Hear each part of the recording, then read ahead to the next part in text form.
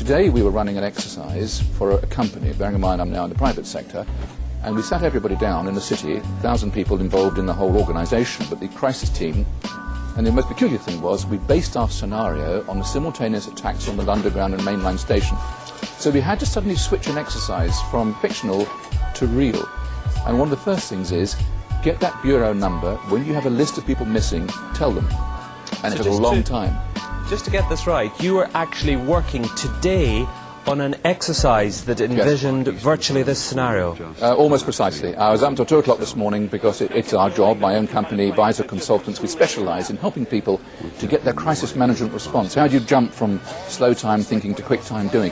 And we chose a scenario with their assistance which is based on a terrorist attack because they're very close to a property occupied by Jewish businessmen. They're in the city, and there are more American banks in the city than there are in the whole of New York. A logical thing to do. And I've still got I was going to say, how extraordinary today. The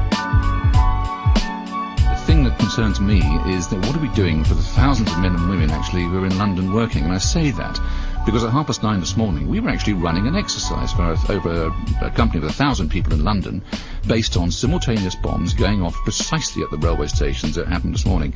So I still have the hairs on the back of my legs standing upright. To get this quite straight, you were running an exercise to see how you would cope with this, and it happened while you were running the exercise? Precisely. And it was about 9:30 this morning. We planned this for a company, and for obvious reasons I don't want to reveal their name, but if they're listening they'll know it.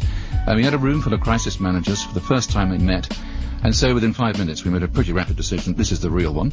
And so we went through the correct drills of activating crisis management procedures to jump from slow time to quick time thinking and so on.